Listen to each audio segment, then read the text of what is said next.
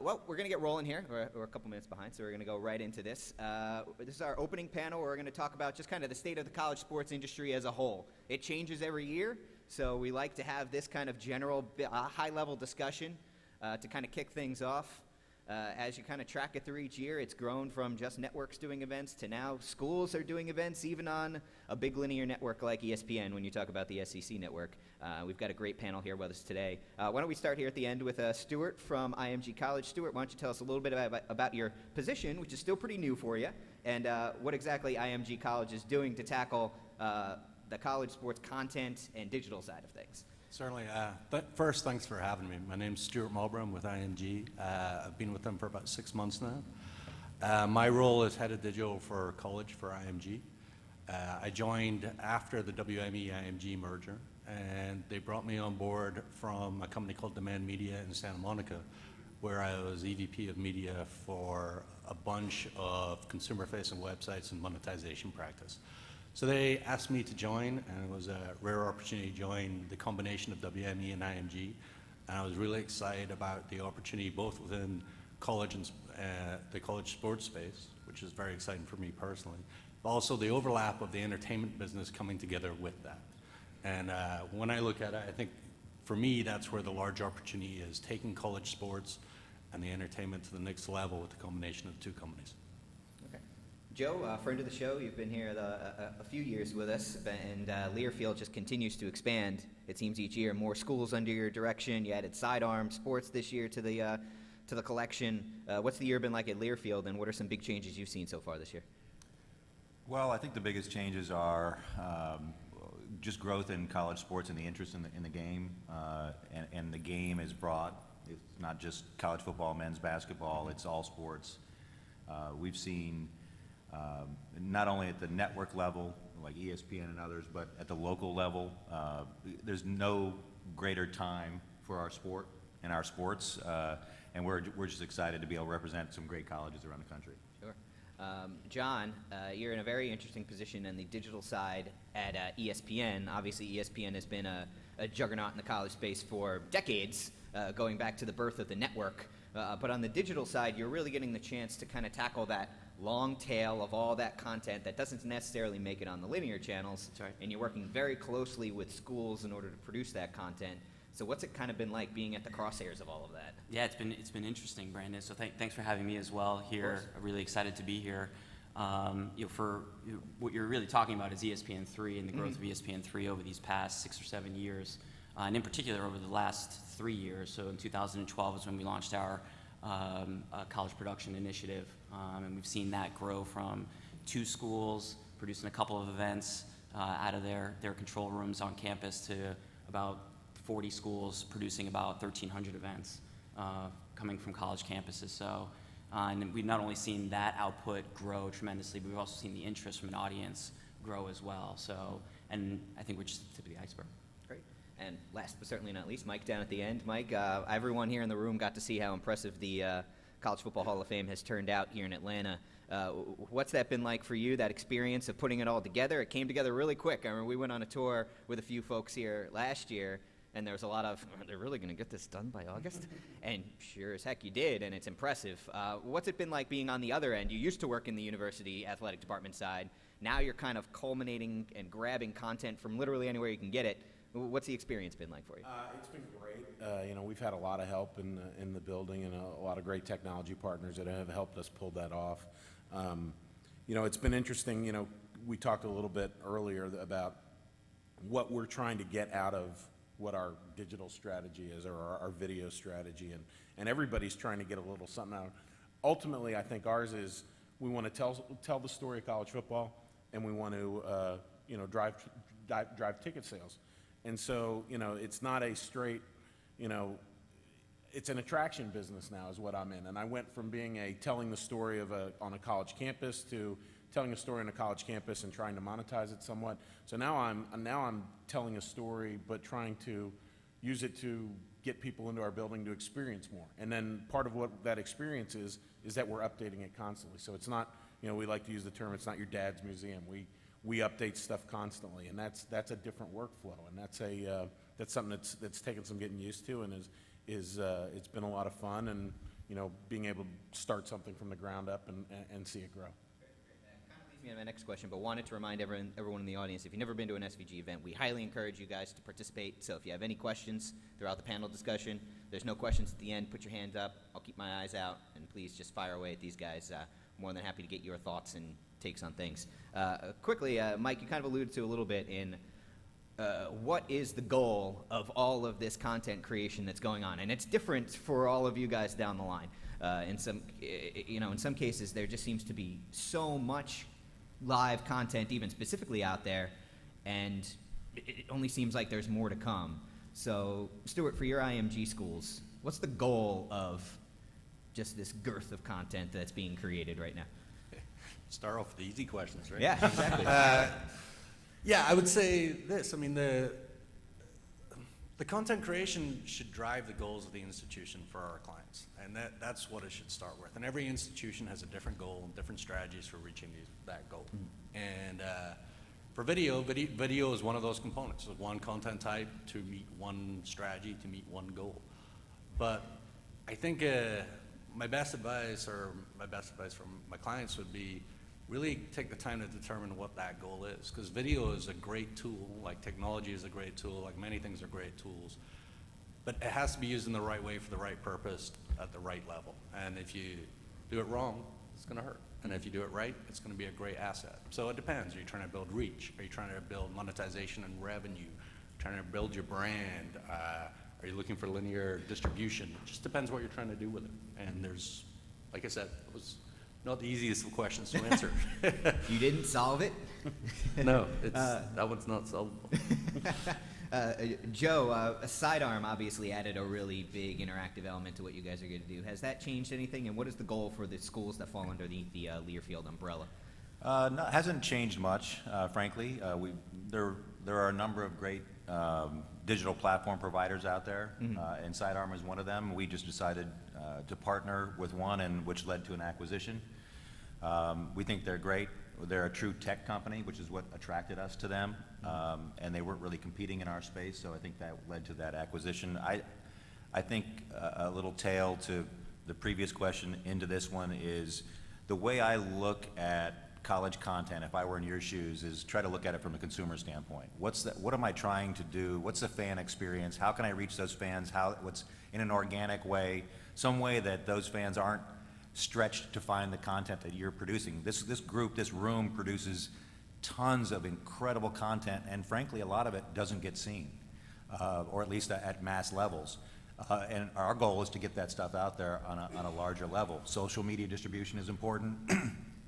We like to think of it almost like we call it the driveway to driveway experience. So on a big college football Saturday, if a person is leaving their driveway, you want them to listen to the pregame show, you want them to get to the right tailgate, you want them to park in the right place, you want them to hear your announcers, you want them to experience the tailgate and the hospitality around the stadium. You want them to have a great in-venue experience, and that could involve, connected stadium and stuff that a lot of us struggle with.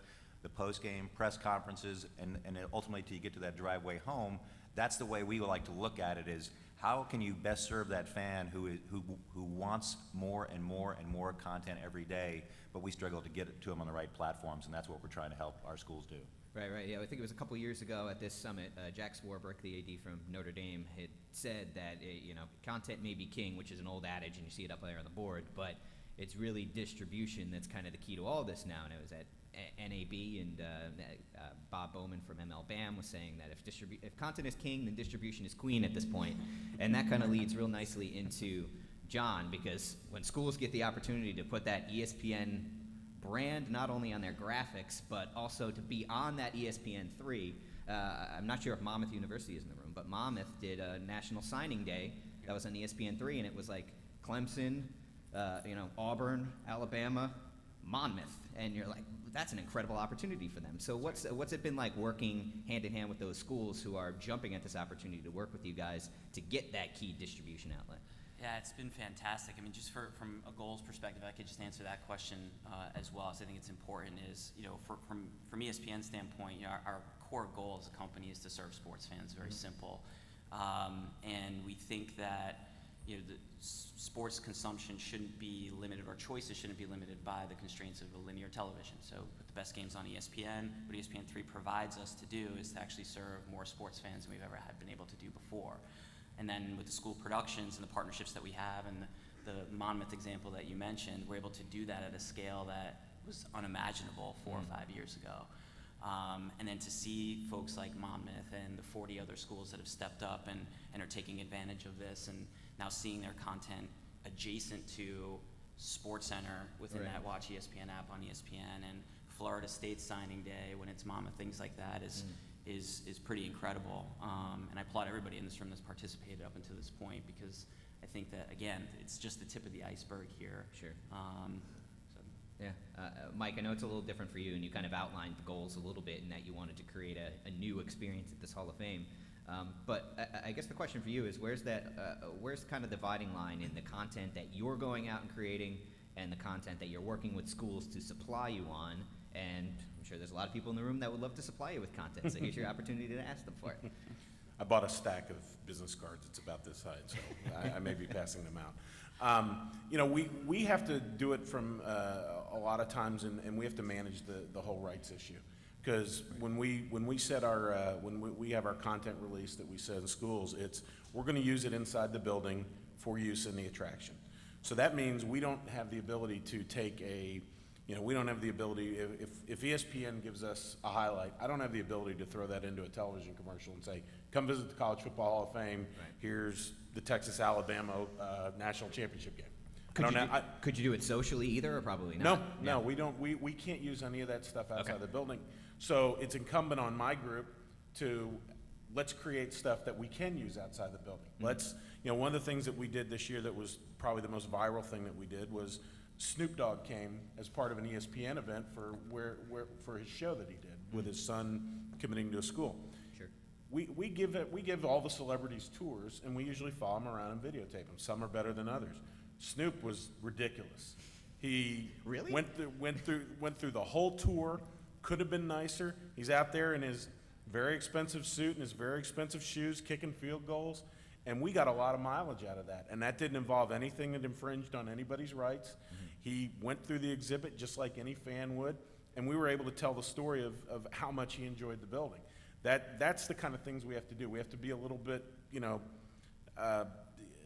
circumspect with how we view the rights landscape and what we can and can't do. Mm-hmm. But it's our job to kind of create the content that we can share and does have the ability to do it, and maybe isn't just highlights of game X.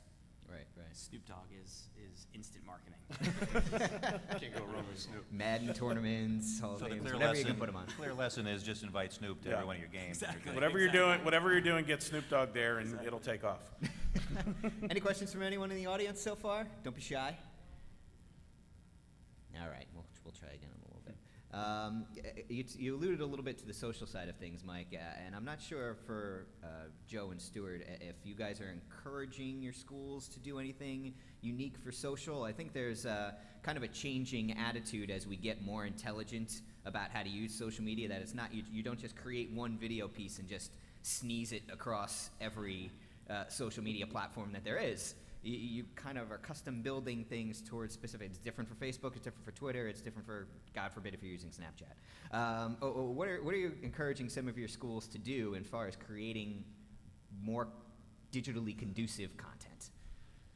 I would focus more on the social side. If you step back, what was it, 3 days ago, Merrill Lynch came out, valued YouTube at $70 billion. 6 months ago, Facebook did 1 billion video streams a day, and in 6 months they 4x'd it to 4 billion video streams a day. When you start looking at these platforms, and you start looking at the demographic, and you look at your recruits of tomorrow, or your students of today, or your alumni of the next generation, this is how they're going to consume content. This is going to be a huge portion of what they do. Mobile video consumption, or mobile usage is at 2.3 hours a day. I think if you don't have a social strategy at this point, there's a serious problem, and that will only get worse. And it's not the only thing. Again, it goes back to what your goals are, but there has to be something there that helps augment the message and the goals you're doing to get you to where you want to be. And I think if you don't, someone mentioned it earlier, you know, this is not your father's museum, like, this is not your father's Buick. If you're ever running that ad, you have a problem. And I think, you know, you have to be proactive to solve that problem today. I think Stewart's right on. I have a simple answer to that. We just recently did an announcement with Snapchat. Last week I was at Facebook's headquarters meeting with them. So clearly we're talking about social with our school partners. The way I look at it is that you've got to reach fans where they are. And the vast majority of fans, particularly younger fans, are on social media networks. Our schools are doing a great job, but frankly, you know, 3-4 years ago, it was largely an operation of an SID office, the former media relations office. That was Twitter feed and Facebook feeds were really just more about releases and, hey, aren't we great? And we just won this, and here's some recruiting information, and here's that's official. But it's now evolved. Schools are much smarter now, using video, one-stop publishing to many platforms. You can't dismiss any. Facebook is scarily large. And whether or not you like it or not, your fans are on there, right? Now, but it's a different use experience. Every single social media is a different use experience. Facebook is more of kind of sharing experiences and family and photos and that kind of experience. Snapchat is completely different. It's a closed network of friends that doesn't have a public profile that people can kind of attack to, but they're experiencing the same thing, but just on a different level. You just got to be able to have that message, try to be part of that message. And from a selfish standpoint, at risk for speaking for Stewart for a second, is involve your multimedia partners in all this stuff all the way, early on. If you've got a plan for new content development, we can maybe even fund that, you know, with a sponsor coming along or bringing it to the table. Too often, a school has a great idea, it gets out there, and then, oh, by the way, can we throw a sponsor on this? It doesn't really work that way. Yeah, I'd agree with all of that. I mean, I think the usage pattern by demo, by social channel is completely different. I don't know if anyone, it just came out, I think yesterday, but Mary Meeker at Kleiner Perkins releases a great report every year. It's kind of famous in the internet industry, and she came out with her 2015 report yesterday. She does this fantastic job of taking high-level stuff and just bubbling it down to really digestible bite sizes. I say that, the deck is 180 slides long. 2/3 of it's completely irrelevant, has to do with China and drones, but the other third of it is actually really relevant. I mean, it just gives you a really high level view of, hey, looking out 5 years, if my goal is X, what am I doing today to plant the seeds for a year from now, 3 years from now, 5 years from now, so that I'm not running, this is not my father's Buick ad. So I would strongly encourage everyone to read it if you get a chance. Brandon, I just want to jump on Joe's of point course. too on you when you're talking about Snapchat. And I don't know enough about Snapchat. What I do know though, and this is how we treated ESPN, is each of those. There's not a social strategy. There's a social strategy that's made up of a bunch of components. There's something very specific you do for Facebook, for Twitter, for Snapchat, and name your next sort of social engagement platform. And we don't put forth any content strategy without thinking about those. And we don't think about those as marketing tools. They're just extensions to whatever it is the content message or content strategy is for that, for that event or show or. Right. When I was at Georgia, and the social media kind of fell under me a little bit too. You know, you're always going to get pressure from certain constituencies inside the universities too. Well, we want to promote our premium seating offering, or we want to try to get these recruits, or we want to. Well, you're not going to put a premium seating ad on Snapchat. That's not something that people your premium seating buyers for the most part aren't on Snapchat. But you are going to put your recruiting stuff on Instagram. You are going to do this, and to going a little bit to what John said is, yeah, have little strategies that fit in and make a big strategy, because that seems to be the best, because they're all different. They all have different consumers. And they're all consumed differently. The beauty of it is you get immediate feedback too. So you know when something isn't working, and you know when things are working, so you can get that feedback and react to it relatively quickly. And that was a question I had for you, Mike, was it's interesting. You have to strike an interesting balance when it comes to social, because even though it's a very futuristic Hall of Fame, people who like to go to Hall of Fames tend to skew older. If you look at the Nielsen numbers, college sports fans actually tend to skew older than professional sports fans. So it seems like just a default, like, oh, they're all kids and they're all doing this crazy things with their Google Glass and their periscopes and all that stuff. But you really do have to kind of strike a balance. So how do you stay cutting edge while also not alienating grandpa? for lack Right. of a better term? You know, it's interesting, and you all experienced this last night when you walk in, the first thing you see is that helmet wall, and it kind of creates a logjam where people are taking pictures of it. And that's people taking pictures of plastic helmets. And that's pretty low tech right there. Now, the presentation can be a little flashy, but it's pretty low tech. We try to make sure that, you know, I've spoken to old ladies that have gotten off the elevator, and they're like, I didn't think I was going to like this because all the touch screens and all this, and I thought it was going to be a little over our head. But they really get into it and they enjoy it. You just have to make sure that, and we try to do it on the physical artifact side of things, the cleats, the jerseys, the helmets, the things like that, the temporary helmet exhibit that we just opened. You know, make sure that you do. You want to be cutting edge and you want to put your best foot forward, but you don't want to completely abandon everybody. You don't want to make it so high tech that, you know, somebody from that isn't as tech savvy as maybe the folks in this room is going to come in and just have a meltdown because they don't know what to do. It's funny though. I mean, they're taking pictures. I mean, I walked in, I took a picture of that wall last night. I couldn't help myself. It was fantastic. First thing I did was share it with my wife. It's people love it. People absolutely love it, and it's a really cool way to introduce people into the building and let them know right off the bat this isn't something you've probably seen before. Yeah, and I think everyone in this room has a huge advantage. I mean, normal brands pay millions upon millions of dollars to get people to share, to do the things, to echo their brand out in the social world. Your fans just want to do it. I mean, they're fans. They love this stuff. I'm at the game, or guess where I'm at, or guess what I'm doing. And it's the same with the Hall of Fame. It's the same thing. You're just happy to be there, and I think it's empowering the people to do that and actually embracing that is just a huge advantage that institutions with fans have over brands with consumers. I think that's an interesting point too. We've done a lot of research into the connected stadium side of things. Sure. And I bring it up in this context because what we've learned and what some of the pro teams have learned is that it's a outbound experience versus an inbound experience. A lot of people are spending a lot of time on, hey, can I get video replays to my fans in venue and create this great experience where I can see the replay right away. Mm-hmm. That's not what the fans are looking for. What the fans are looking for is to share the experience. Typically, the bandwidth sharing is 70% outbound and 30% inbound for a fan. So what they're really doing is saying, hey, I'm here. This is great. Right. Here's the Lion at State College. You know, here's Assembly Hall at Indiana. It's just that great part of experience. And so I think it's incumbent upon everybody in this room who is in the video business to figure out how to get involved in that communication path, because and really just provide the content so that they can share it at any point. And again, from a selfish standpoint, maybe we can bring some sponsors or brands along for the ride. Right. But that's not really the key. The key is getting the right content to the consumers as best as possible. Yeah, I mean, on that point, there's a reason the NFL mandated wired stadiums.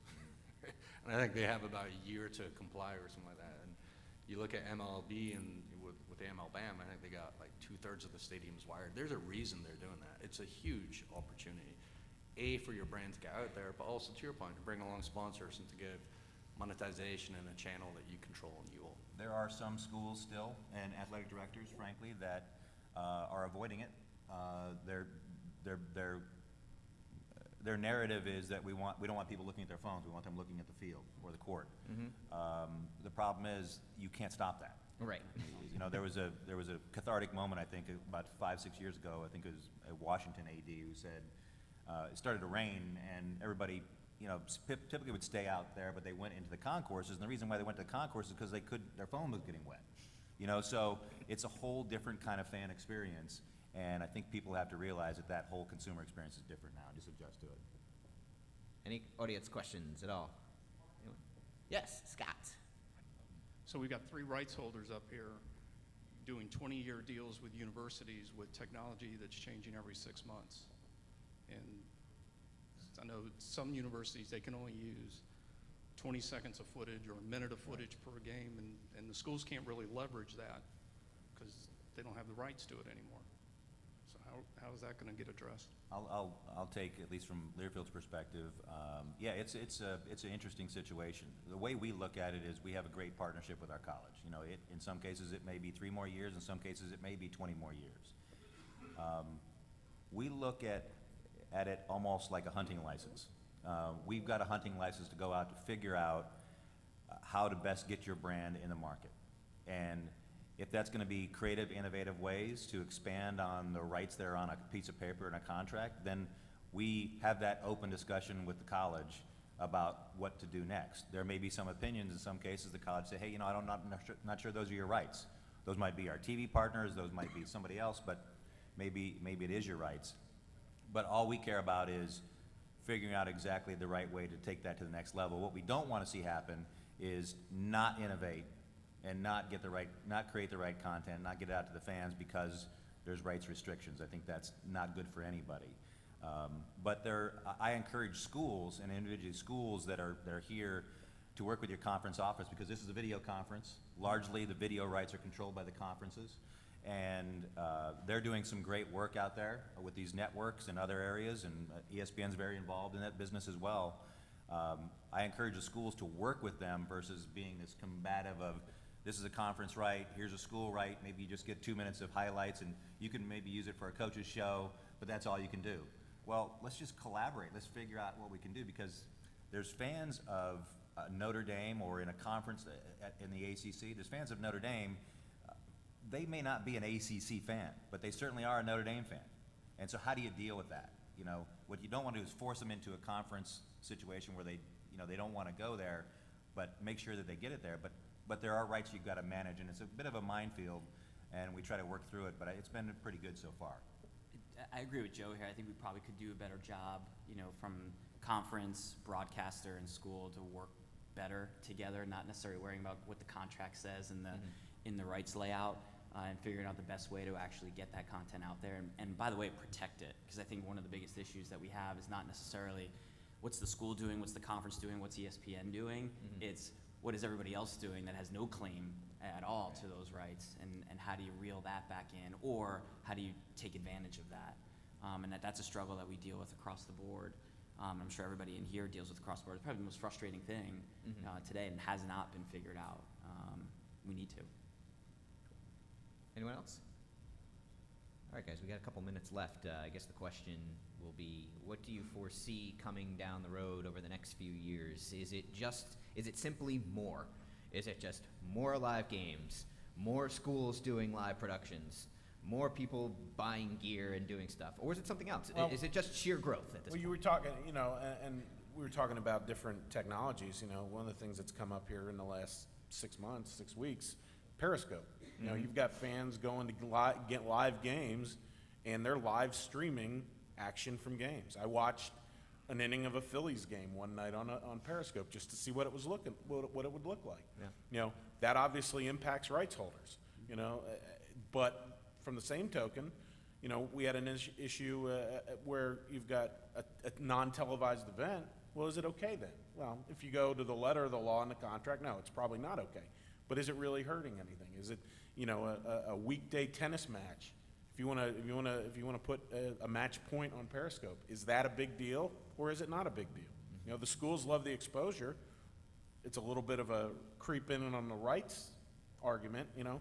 So that I think as more technologies like Periscope, or you know, whatever the next thing in the chute to come down is, you know, that's going to change the landscape even more. I would say the one thing I would throw out there, and this is coming from more of an internet kind of consumer-facing site background, where my job was to make money, is data is going to be huge for you. I think example I always give is, you know, there's someone sitting in seat 24A, and how much exactly do you know about the person in seat 24A? And if you took all the data you had from your alumni records, from your ticketing records, if you had a Wi-Fi enabled in the stadium and that person was logging in on Facebook, and you took that all together, you might find out that it's a lady and she's an alumni and she played soccer and she had a baby a year ago and her husband was in the National Guard. Instead of sending her tickets for X or tickets for Y, you should offer her a camouflage onesie, and she's going to be the happiest fan you've ever seen. And I think that data, as the technology changes and you have good partners, and you need good partners to make any of this happen, but as that starts evolving, the data is going to help everyone make better choices about what that fan wants, whether it's for merchandise, tickets, content creation. We used to look at content.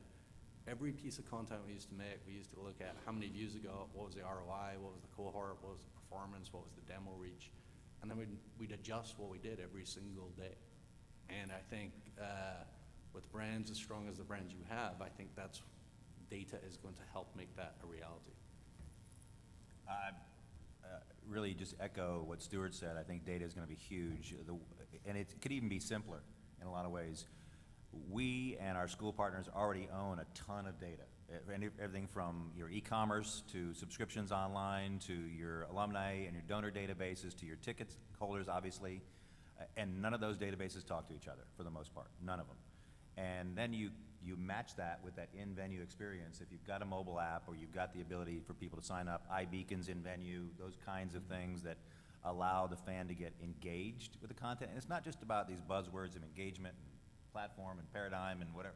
It's really about that experience of the fan. I go back to the driveway to driveway thing. Once they get in that venue, how can you create a better experience?